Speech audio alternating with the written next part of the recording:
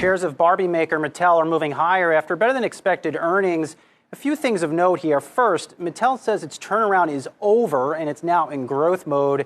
And two, the company released pretty compelling outlooks for 2022 and 2023. Let's dive on to this with Mattel Chairman and CEO Ynon Kreiz. Ynon, always good to see you. Thanks for taking some time this morning. Last year was a big year for toys for Mattel, but also the industry. Is there any indication that this may slow down a bit this year? Well, Brian, this was another exceptional quarter and year for Mattel. We outpaced the industry and gained share globally for the second year in a row and in every measured market. We had the highest annual growth rate in decades, with growth in 6 of 7 categories where we operate. And in each of our power brands, Barbie, Hot Wheels, Fisher-Price, and American Girl. So we were not just riding the wave of the industry, we outpaced the industry and continue to grow. And we say the headline is that our turnaround is now complete and the company is in growth mode. The strength of the company is broad-based and we expect to continue to gain market share. And as you mentioned, with strong growth in 22 and 23, and are not stopping there. Is part of the story, Ynon, on market share gains that so many families are spending more time in their homes and buying more toys? Part of it is driven by COVID-related demand, but a lot of it is really about the strength and resilience of the toy industry. The industry has been growing for 10 consecutive years. It's expected to continue to grow for the next through 2025 by Euromonitor at over 5% CAGR and reach $100 billion in 2023.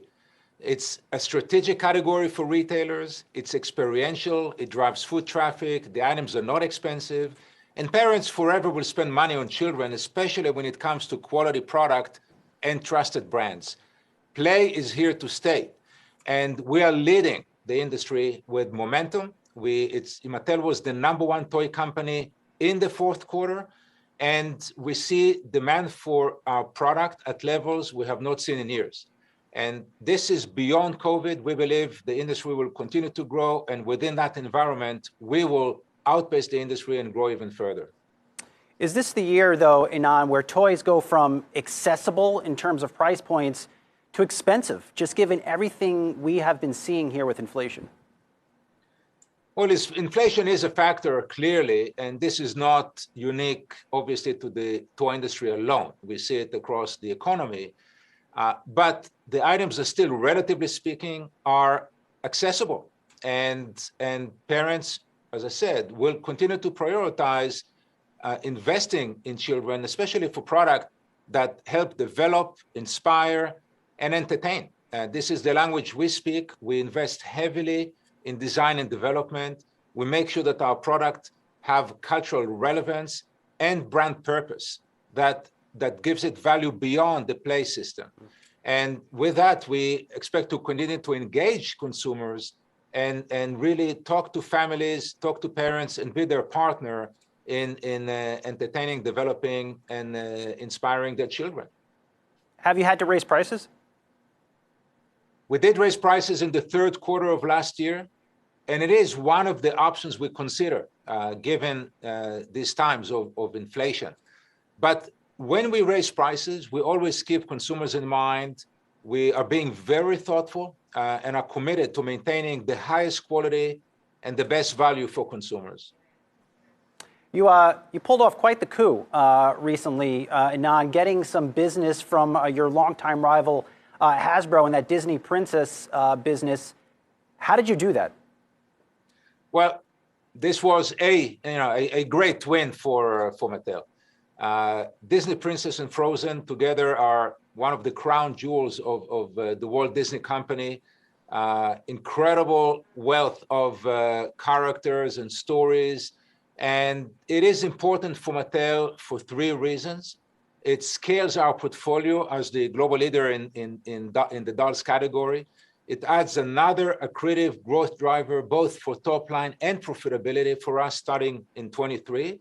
And also it strengthened our position as a partner of choice for the major entertainment companies. It was also symbolic in our own in our own transformation journey, and a symbolic milestone. And we expect to grow it from the current levels, given our capabilities, expertise, and the fact that we know how to develop and grow evergreen franchises. So we're very excited about it. It's a meaningful win, and we expect to continue to grow from the current levels. And Ynon, it does seem as though, just off this deal and staying on it, that Disney is placing a lot of confidence in Mattel and your leadership. A lot of these things were not in place before you arrived at the company. Do you see more opportunities to win more business from Disney over the next few years? Well, we worked very hard to improve our capabilities, to strengthen the company, and to position ourselves for growth. You see it in the numbers, you see it in the momentum. We have been growing for 6 consecutive quarters and gaining share for 6 consecutive quarters. And this is following years of restructuring and strengthening the platform. We are positioning the company as a partner for all major entertainment companies, given our scale, our capabilities, our global reach, the fact that we sell product in about 490,000 stores globally. This is a huge commercial network. And this is under 70% of our business because we also sell over 30% through e-commerce.